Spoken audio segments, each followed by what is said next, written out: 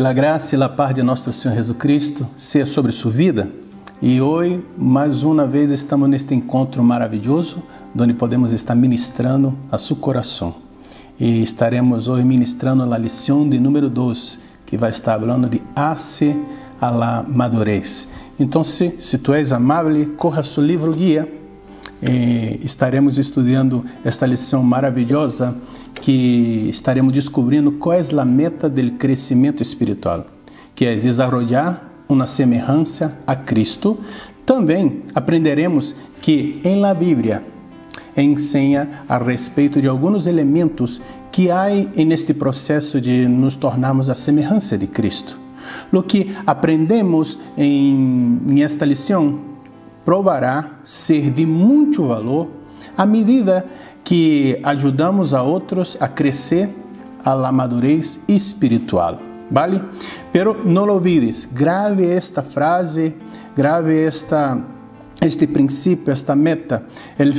La meta final do nutrimento cristiano consiste em cultivar o crescimento espiritual hacia la madurez em la semelhança a Cristo. Todas as experiências da vida vai corroborar para isso. Amém? Então, se agora na página 46, de sua guia de livro, estaremos aí falando sobre a sua semelhança, a semelhança de Cristo. Desenvolvimento espiritual esperado. E então, sim, estaremos aí a ministrar, pero tenho uma pergunta para estar fazendo para os irmãos. Qual é a nova vida que Deus nos ha dado? E qual é nossa responsabilidade quando recebemos esta nova vida? Então, se a nova vida que Deus nos ha dado a mim, a você que ha aceitado o Senhor Jesus Cristo, é a vida de Deus no próprio Senhor Jesus Cristo. Ou seja, a nova vida que Deus dá em Jesus é sua própria vida. É a vida em Cristo que hace possível que tu e eu desenvolvemos a singular natureza e o caráter do Senhor mesmo. Minha responsabilidade, sua responsabilidade, é ser sensível ao Espírito Santo e permitir que o Espírito Santo governe nossa vida e moldeie minha vida de acordo com sua vontade. Então, se mira o que disse o apóstolo São Paulo aos irmãos que estão ali em Roma, capítulo 8 de Romanos, e o verso 5 ao 11, que diz assim a palavra do Senhor. Porque los que são de la carne pensam nas coisas de la carne, pero los que são do Espírito em las coisas do Espírito. Porque o que ocupa-se de la carne é muerte, pero o que ocupa-se do Espírito é vida e paz. Porquanto os desígnios de la carne são enemistad contra Deus, porque não se sujeitam à lei de Deus, nem tampouco podem. E os que vivem segundo a carne não podem agradar a Deus, mas vosotros não vivis segundo a carne, senão segundo o Espírito, se és que o Espírito de Deus mora em vosotros. E se alguno não tem o Espírito de Cristo, não és de ele. Pero se Cristo está em vosotros, o corpo em verdade está muerto a causa del pecado, mas o Espírito vive a causa de la justiça. E se o Espírito daquele que levantou de los muertos a Jesus mora em vosotros, ele que levantou de los muertos a Cristo Jesus vivificará também vossos corpos mortais por su Espírito que mora em vosotros. Que porção maravilhosa! O apóstolo Paulo está dizendo aqui, se o Espírito de Deus está em nós, ele vai nos guiar, vai nos direcionar, vai pautar nossa vida de acordo com a vontade de Deus e também vai nos vivificar. Pero se o Espírito Santo não está em ti, tu não és de Cristo. É isso que está claro aqui nesse passagem de Romanos 8. Pero agora eu desenvolvo. Na página 47, o desenvolvimento espiritual constitui o propósito de Deus. É um propósito de Deus. E isso está desde Gênesis, o livro de Gênesis, capítulo 1. ¿Vale? O livro de Gênesis está muito fácil. É o primeiro livro da Bíblia. Capítulo 1, o versículo 26 e 27, que diz assim: observamos bem que o homem foi criado originalmente à imagem e semelhança de Deus. E então se dijo Deus: hagamos ao homem a nossa imagem conforme a nossa semelhança. E senhoreie em los peces del mar, em las aves del cielo, em las bestias, em toda a terra, e todo animal que se arrasta sobre a terra. E criou Deus ao homem a sua imagem, a imagem de Deus lo criou, varão e hembra los criou. Então, aqui já entendemos que Deus tinha um propósito para o homem, e o homem era a imagem e semelhança de Deus. Pero agora nos ocorre uma pergunta: que ocorreu depois da criação, né? Porque Deus criou e viu que tudo era bom, e que hace necessário que você e eu recebamos a salvação através de Jesus Cristo. Que ocorreu? O homem foi criado na imagem de Deus, pero cayó em pecado e se converteu em uma criatura profana, dañando a imagem de Deus em ele. A salvação através de Jesus Cristo é o plano de Deus para restaurar a comunhão do homem com seu Criador. Nós necessitamos receber a vida que está em Cristo Jesus para poder desenvolver a sua imagem e semelhança, ou seja, restaurar a imagem e semelhança que Deus ha hecho em nós, que foi destroçado pelo pecado. Então, essa é a questão de Jesus morrer por nosso pecado para restaurar nossa comunhão com Deus. Agora, na página 48, está aí a meta do desenvolvimento espiritual, vale? E Deus ha determinado que quem recebe a nova vida em Cristo sejam progressivamente transformados à semelhança de seu Filho. Então, é Deus que ha programado isso. E mais uma vez, lançamos mano do livro de Romanos, a carta de Pablo aos Romanos, capítulo 8, outra vez, pero agora no verso 28 e o verso 29, que diz assim a palavra do Senhor: e sabemos que a los que amam a Deus, todas as coisas lhe ajudam bem. Isto é, a los que, conforme a seu propósito, são chamados. E porque a los que antes conheceu, também los predestinou, para que fossem hechos conforme a imagem de seu Hijo, para que ele seja o primogênito entre muitos irmãos. Então, aqui está a intenção de Deus quando nos salvou em Cristo Jesus e nos ha dado um modelo, nos ha dado uma direção para que seamos conforme a imagem de seu Hijo, do nosso Senhor Jesus Cristo, para que Cristo fuera o primogênito entre seus irmãos em Cristo. Por isso que somos parte de uma família. Cristo nos salvou, fazemos parte da família de Deus. Tu e eu somos irmãos em Cristo Jesus, vale? Em la página 50 da guia do livro, está aí falando da tarefa de nutrimento cristiano, vale? O propósito do nutrimento cristiano consiste em ajudar as pessoas a ser exemplo de Jesus, dirigi-las hacia uma vida em Deus disciplinada, crescente, com Jesus como o centro de nossa vida. Então, se temos um padrão, Cristo Jesus, amar como Jesus amou, caminhar como Jesus caminhou. Então, ser semelhante a Cristo, esse é o propósito da madurez e de crescimento espiritual em la palavra de Deus. O apóstolo Pablo disse isso em Gálatas 2, verso 20, que é um clássico este versículo, que diz assim: com Cristo estou juntamente crucificado, já não vivo eu, mas vive Cristo em mim. E lo que agora vivo en la carne, lo vivo en la fe del Hijo de Dios, el cual me amou e se entregou a si mesmo por mim. Então, a vida antiga, a vida de pecado já se foi, agora eu vivo a vida que Cristo me regalou. O Senhor está em mim e eu permito que Ele viva, que Ele se manifeste, que Ele governe, que Ele direcione minha vida. Amém? Está clara esta parte, não? Então, na página 51 está aqui pessoas completas. Pessoas completas, ou seja, a vida centrada em Cristo Jesus. Então, o que é a vida centrada em Cristo Jesus? Então, agora tu está vendo esta figura que está nos vendo, mostrando a vida autocontrolada. Quer dizer, eu, ego, o eu finito, sentado neste trono aí, representado por esta silla. E Cristo fora de nossa vida. Assim éramos todos nós outros quando não teníamos a Cristo como nosso Salvador. Fazíamos o que nos dava na gana, o que queríamos.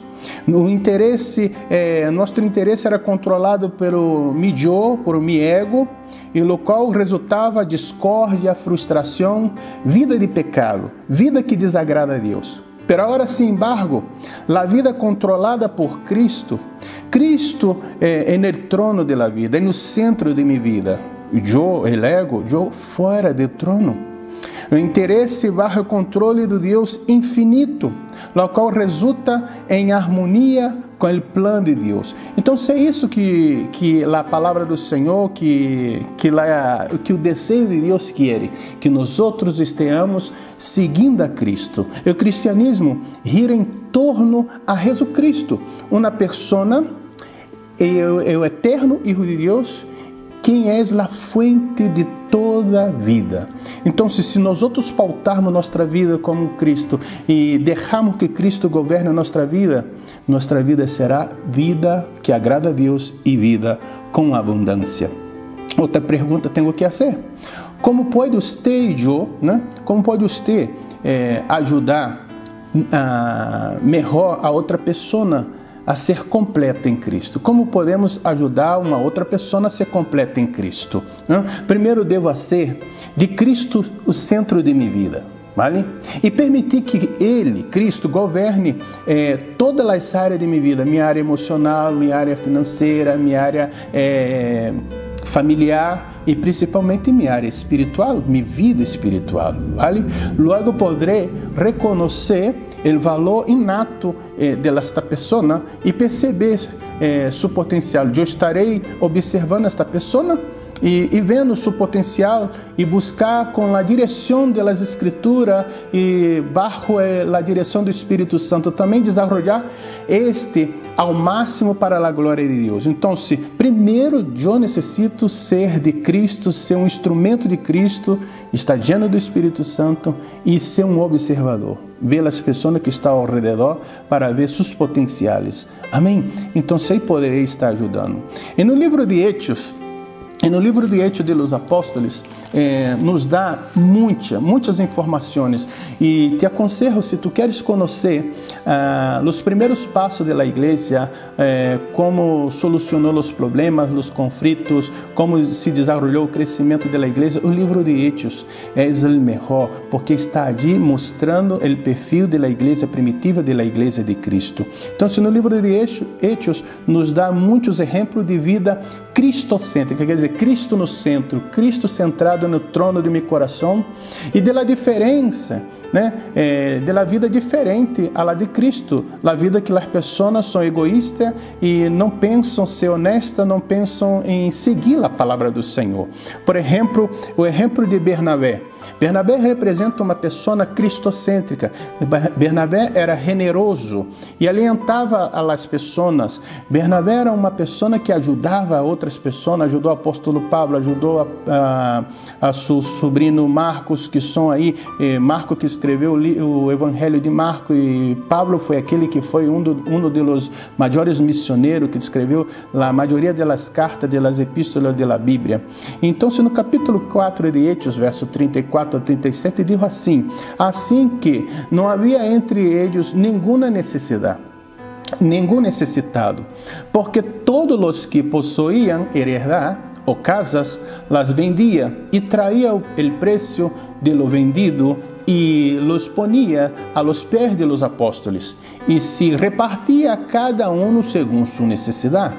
Então, José, a quem os apóstolos puseram de sobrenome Bernabé, que traduzido é Hijo de Consolação, levita, natural de Chipre, e como tinha uma heredade, la vendeu e trajo o preço e lo puso a los pés de los apóstolos. Então isso foi uma bendição para as pessoas que receberam esta ajuda, e para Bernabé também foi uma forma de expressar seu amor à causa de Deus, ao próprio Deus. Ele era generoso e queria fazer isso de coração, não por envidia, por nada disso. Pero aí, outros dois, chamados Ananias e Safira, não eram cristocêntricos. Eles mentiram para ganhar a autoestima de outros. Isso está no capítulo 5 de Hechos, verso 1 ao 10. Sei que é um pouco largo, pero para entender a história.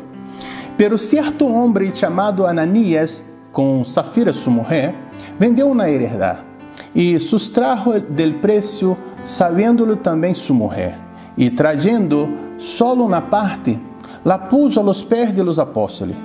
E dijo Pedro: Ananias, por que llenou Satanás tu coração para que mentisse ao Espírito Santo, se sustrajese del preço de la heredade?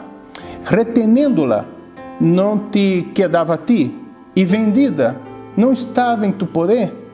Por que pusiste isto em tu coração? Não has mentido a los hombres, sino a Deus. Ao ouvir Ananias essas palavras, callou e expirou. E vino grande temor sobre todos os que ouviram.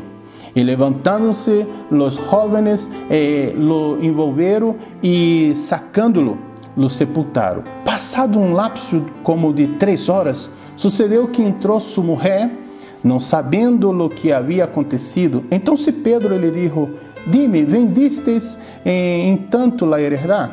E ela disse: Sim, entanto. E Pedro lhe disse: Por que convenistes em tentar ao Espírito do Senhor? E aqui a la puerta los pés de los que han sepultado a tu marido, e te sacarão a ti. E ao instante ela caiu a los pés dele e expirou. E quando entraram os jovens, la hallaram muerta. E la sacaram e la sepultaram junto a seu marido. Então, se Ananias e Safira viram que o prestígio de Bernabé foi aí notório, quiseram fazer semelhante, pero com coração de envidia, com coração mentiroso. Então, se Cristo não estava no coração de Ananias e Safira, pero Cristo estava ali no centro do coração de Bernabé. Outro também que podemos ver são os apóstolos perseguidos. Os apóstolos, os primeiros apóstolos que foram perseguidos, eram cristocêntricos. Eles regozijaram porque podiam sofrer por seu Senhor. Isso está em Hechos capítulo 5, do verso 41 e 42. E convieram com ele, e chamando os apóstolos, depois de exortá-los, lhes intimaram que não hablasse em nome de Jesus. E los puseram em libertad, e eles saíram da presença do concílio, gozosos de haver sido tenidos por dignos de padecer afrenta por causa do nome de Jesus. Então, se esses apóstolos estavam ali orgulhosos, gozosos, porque estavam sofrendo por Cristo, por amor a Cristo, não que tenham roubado, matado nada, solamente que estava falando em nome de Jesus, falando as buenas nuevas, falando o evangelho. Oh, meu irmão, minha irmã, não se acovarde, porque as pessoas se burlam que tu eres cristiano de verdade. Siga adelante, no poderoso nome de Jesus.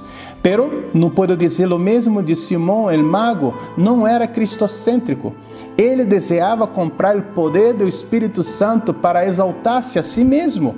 Isso está em Hechos capítulo 8, o verso 9 ao 13 e os versículos também 18 ao 23, que diz assim: Pero havia homem chamado Simão, que antes exercia a magia em aquela cidade, e havia enganado a gente de Samaria, fazendo-se passar por algum grande. A esse ouviam atentamente todos, desde o mais pequeno hasta o mais grande, dizendo: Este é o grande poder de Deus. E ali estavam atentos, porque com suas artes mágicas lhes haviam enganado muito tempo. Pero quando creyeron a Felipe, que anunciava o evangelho do reino de Deus e em nome de Jesucristo, se bautizavam homens e mulheres.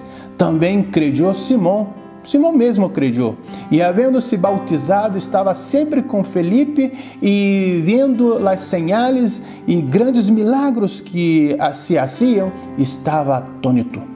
Quando viu Simão que por la imposição de las manos de los apóstolos se dava o Espírito Santo, lhes ofereceu dinheiro, dizendo: dai-me também a mim este poder, para que qualquer a quem eu impuser as manos receba o Espírito Santo. Então se Pedro lhe dijo: tu dinheiro pereça contigo, porque has pensado que o dom de Deus se obtém com dinheiro.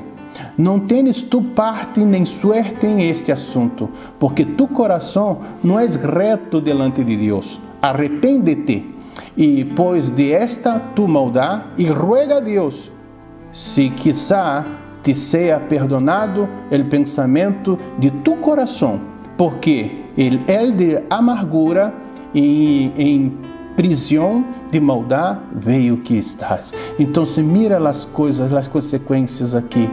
Oh, Simão estava aí querendo ter o Espírito Santo para dar quem ele quer. Pelo Espírito Santo, Deus ortoga aqueles que aceitaram a Cristo Jesus e que pedem ao Senhor Jesus que bautize com o Espírito Santo. Então, se quem dá o Espírito Santo é Deus.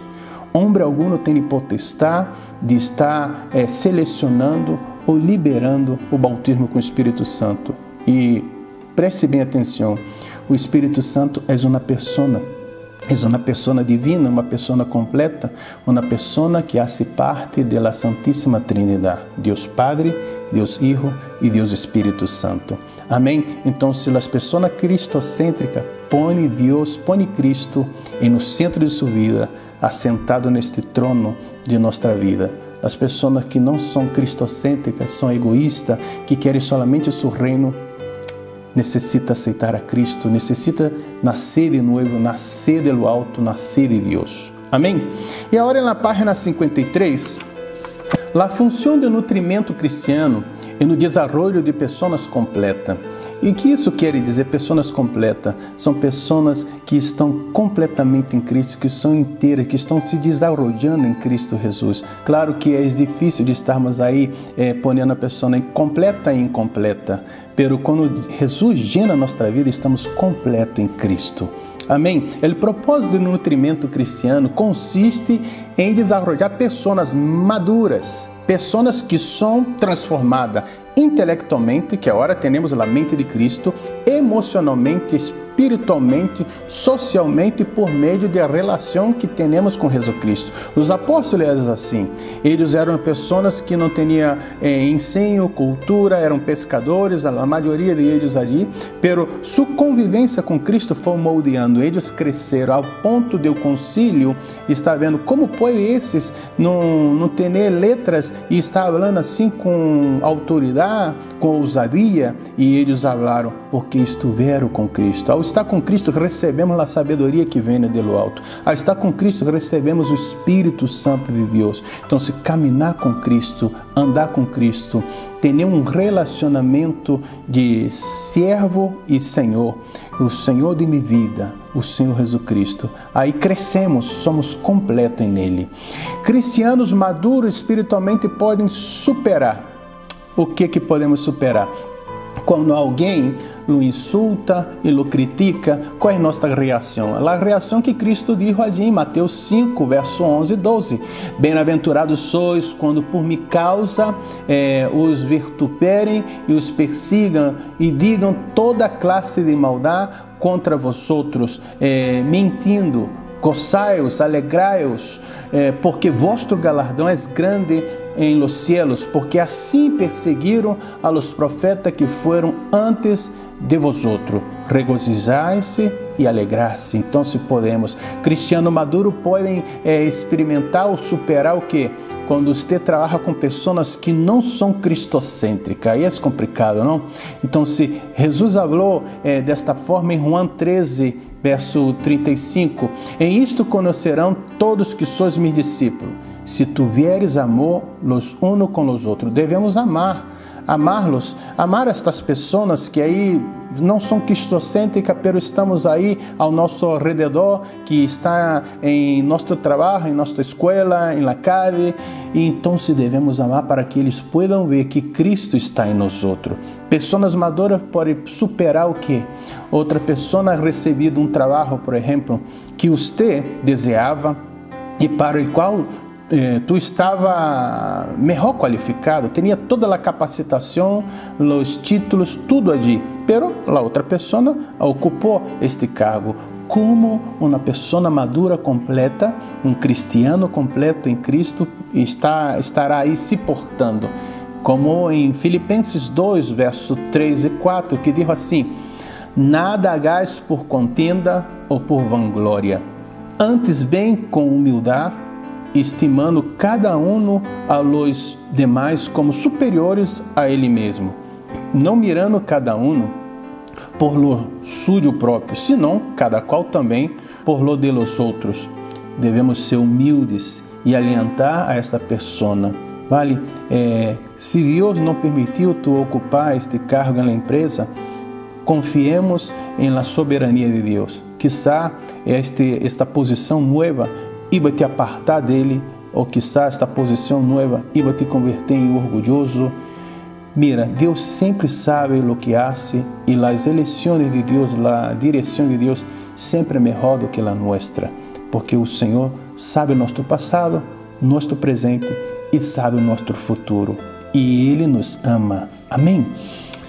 Pessoas maduras e completas, como se portam diante dessas situações? Por exemplo, seus antigos amigos que não são crentes se burlam de você e tratam de forçá-lo a ir com eles a los antigos lugares de diversão, discoteca, bares, enfim, coisas que desagradam a Deus, coisas que são pecados, são coisas que hacen mal para ti, para sua família e para seu relacionamento com Deus. Isso encontramos na resposta em 1 de Pedro, capítulo 4, versículo de 1 a 8, que diz assim: posto que Cristo ha padecido por nós outros em la carne, vosotros também armaos do mesmo pensamento, pois quem ha padecido em la carne terminou com o pecado, para não viver o tempo que resta em la carne, conforme a las concupiscências de los hombres, senão conforme a la voluntad de Deus. Baste já o tempo passado para haver hecho lo que agrada a los gentiles, andando em lascívia, concupiscência, embriagueces, orgias, dissipação e abomináveis idolatria. Então, se o tempo passado já se foi, agora estamos vivendo o tempo presente, o tempo que Cristo está nos dando vida e uma nova vida que agrada a Deus. A estes lhe parece coisa estranha que vosotros não corrais com eles em el mesmo desenfreno de dissolução e os trajam, pero eles darão conta ao que está preparado para julgar a los vivos e a los muertos, porque por isto também ha sido predicado o evangelho a los muertos, para que sejam julgados em carne segundo os homens, pero vivam em espírito segundo Deus. Mas o fim de todas as coisas se acerca. Sede, pois, sóbrios e velar em oração, e ante todo, tenei entre vosotros fervente amor, porque o amor cobrirá multitud de pecados. Então, se praticar o domínio próprio, orar por eles e mostrar-lhes o amor. Não ceda à tentação, não caia em tentação, pero obedeça a palavra de Deus e pida a Deus força para vencer essas tentações que nos acercam. Amém? Em la página 54, agora estamos vendo aí a função da Bíblia e no desenvolvimento de pessoas completas, pessoas que estão buscando a madurez, a semelhança de Cristo, vale? Na primeira lição, se você tem memória, estudamos a forma que a Bíblia ajuda no sustento do crescimento espiritual. Deus se revela a si mesmo em las Escrituras. Portanto, estas constituem o contenido de nosso estudo, aprendizagem e desenvolvimento. A palavra de Deus é a suprema guia de fé e de conduta do cristiano. Mira o que dijo em passagem de 2 Timoteu, capítulo 3, versículo 14 ao 17, que identifica quatro usos das Escrituras. O primeiro, ensinar, redarguir, corrigir e instruir em justiça. Então, se vamos estar lendo esta parte de 2 de Timoteu, capítulo 2, verso 14 e 17, que diz assim: Pero persiste tu em lo que has aprendido e te persuadiste, sabendo de quem has aprendido, e que desde a niñez has sabido as sagradas Escrituras, las quais te pueden hacer sábio para a salvação por la fé que és em Cristo Jesus. Toda a Escritura é inspirada por Deus e útil para ensinar, para redarguir, para corrigir, para instruir em justiça, a fim de que o homem de Deus seja perfeito, inteiramente preparado para toda buena obra. Mire então os quatro aí que estaremos falando. Ensinar. Ensinar significa então se comunicar conhecimentos, comunicar ideias, experiência, habilidade ou hábito a uma pessoa que não os tem. Fazer ver de forma prática, mediante uma explicação ou uma indicação, como funciona, se hace ou sucede uma coisa. É trazer claridade a uma coisa que está oscura. É trazer compreensão a uma coisa que aún não foi compreendida. É trazer uma revelação a uma coisa que está em descoberto, está oculta aos olhos ou ao entendimento desta pessoa. Isso então se ensinar. Pero a outra palavra é redarguir. Redarguir é refutar, replicar, volver um argumento hacia atrás a seu ponto de partida. Ou seja, contra-argumentar a alguém que está equivocado, vale? Então, se isso, redarguir é isso, é poner no centro, é dar a volta em aquela situação que está ao revés. Se a pessoa está vivendo ou predicando uma mentira, é mostrar a essa pessoa qual é a verdade. Amém? Corrigir se trata de emendar, retificar, reparar ou subsanar o erro equivocado ou inexato. Então, se fazer uma correção da vida da pessoa, fazer uma correção do posicionamento dessa pessoa, fazer uma correção da forma de viver desta pessoa através da Bíblia, não é através do que eu penso, é através da palavra de Deus. Amém? Instruir em justiça. A justiça é a qualidade divina e exigência que Deus impõe a los homens em todas as ordens da vida. Então, se através da palavra de Deus aprendemos o reto, a justiça de Deus. A justiça é uma área na qual todos necessitamos de instrução. Vale? A justiça não vendrá a nossa vida de maneira natural, nem sequer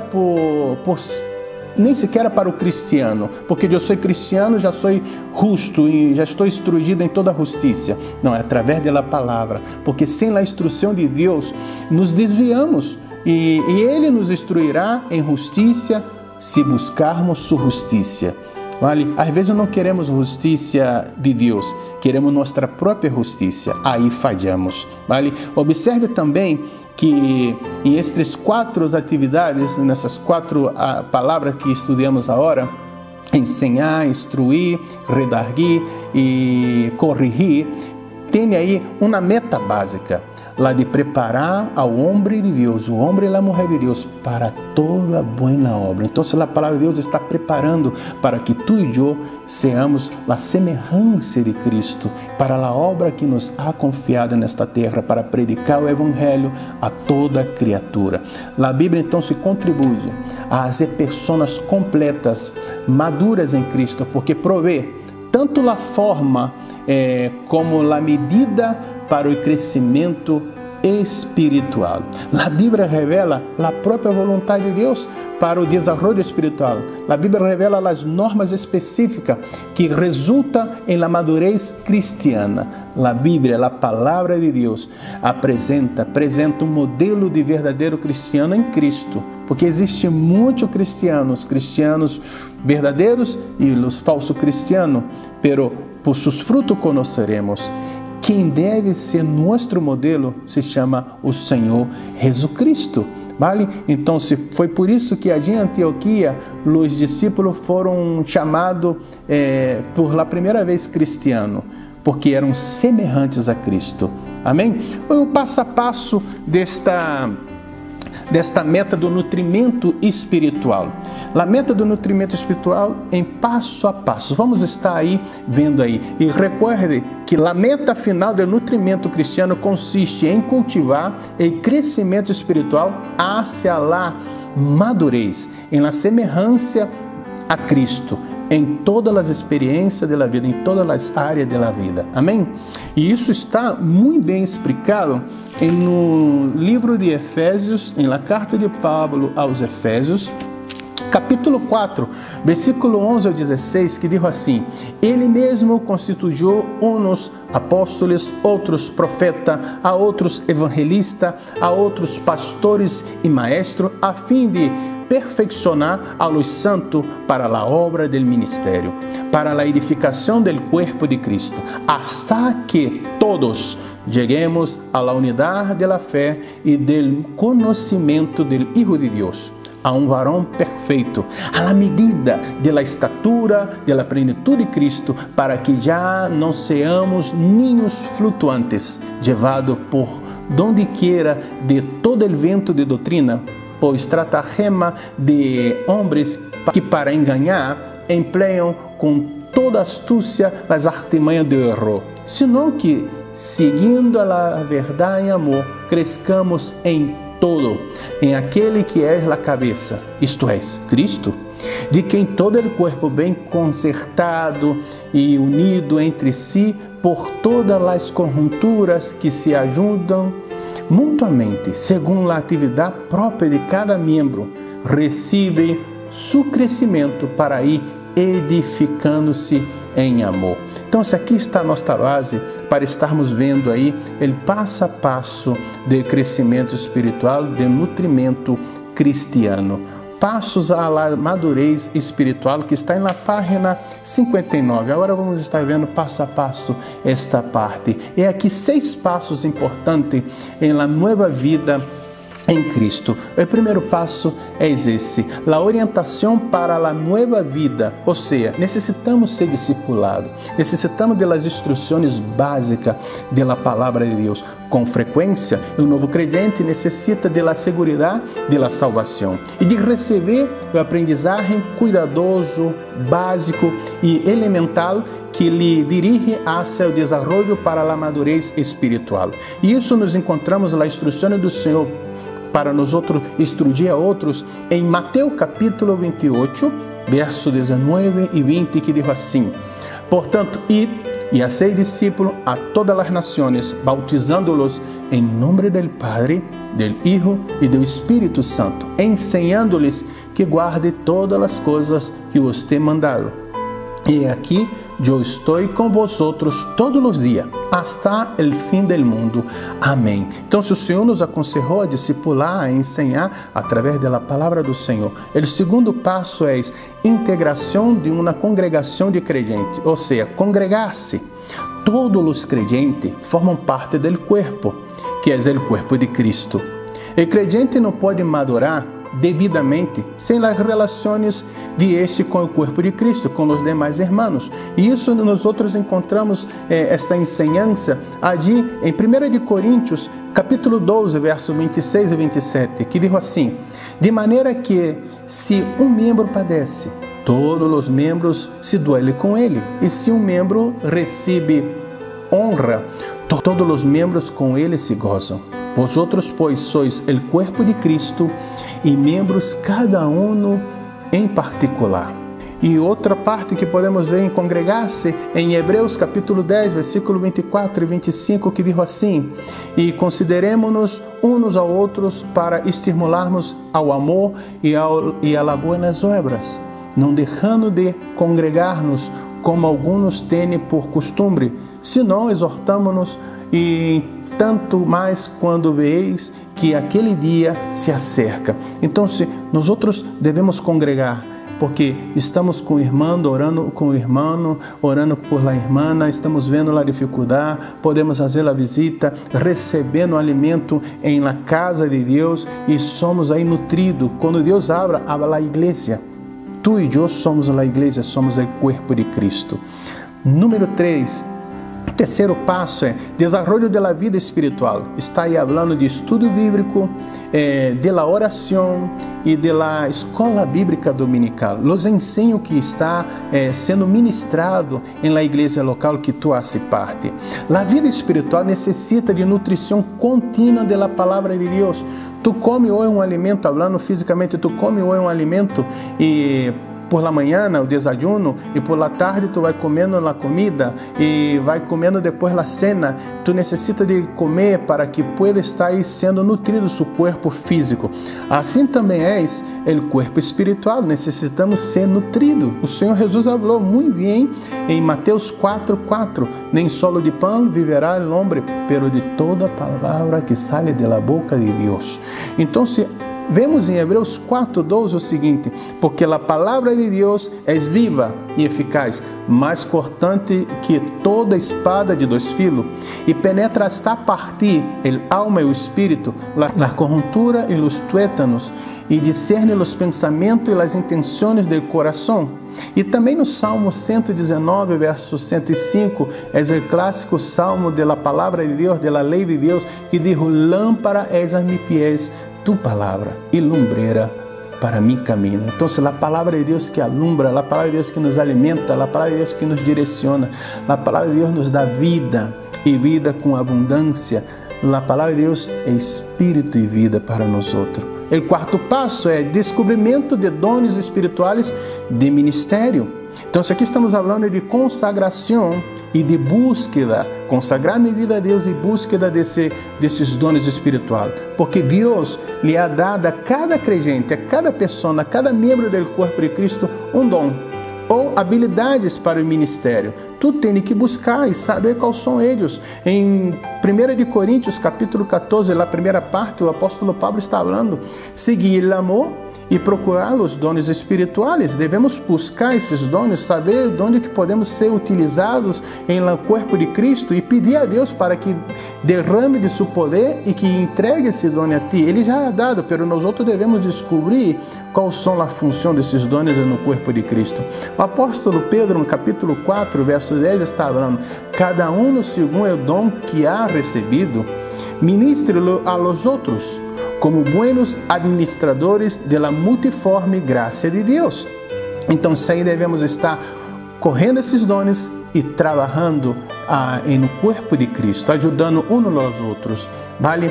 Quinto passo é capacitação para o serviço cristiano. Estamos lembrando aqui de seminários, escola bíblica dominical, ensinança que comparte a igreja, o que podemos estar vendo em congressos. Amém? Isso tudo podemos estar absorvendo essas coisas para nosso crescimento espiritual, para a capacitação para o serviço cristiano. Depois que uma pessoa ha descoberto seu dom de ministério, necessita desenvolvê-lo.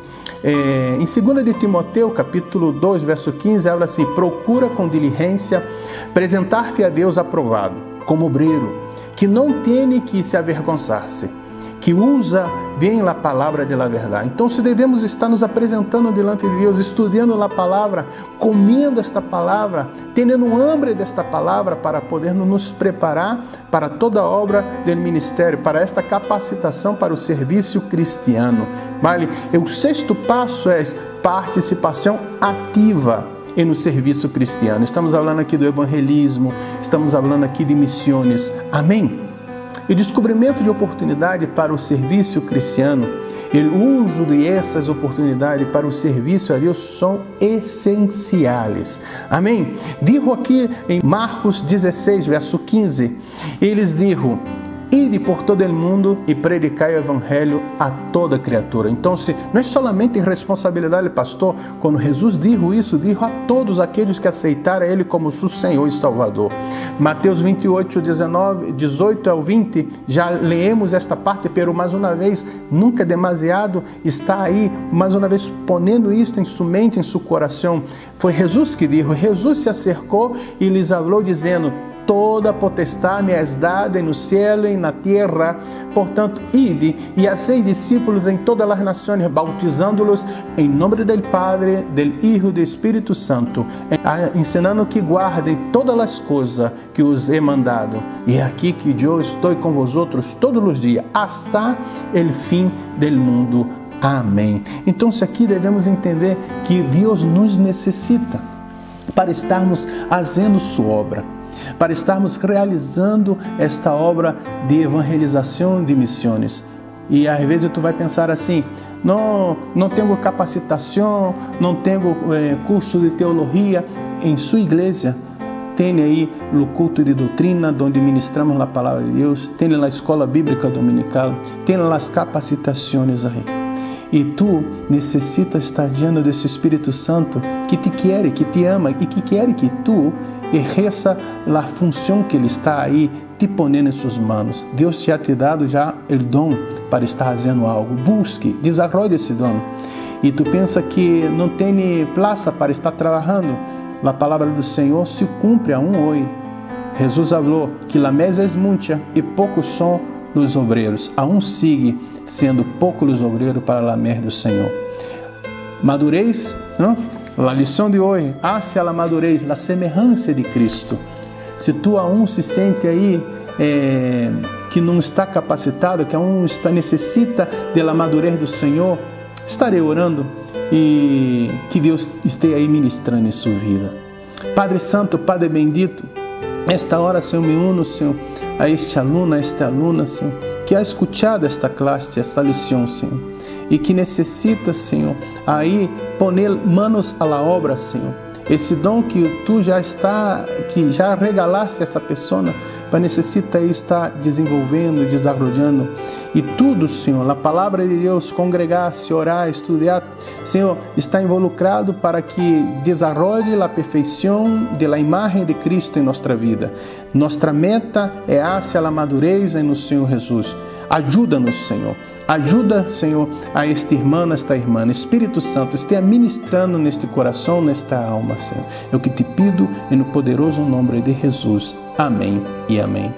Que Deus lhe bendiga. Hasta a próxima lição, querendo Deus.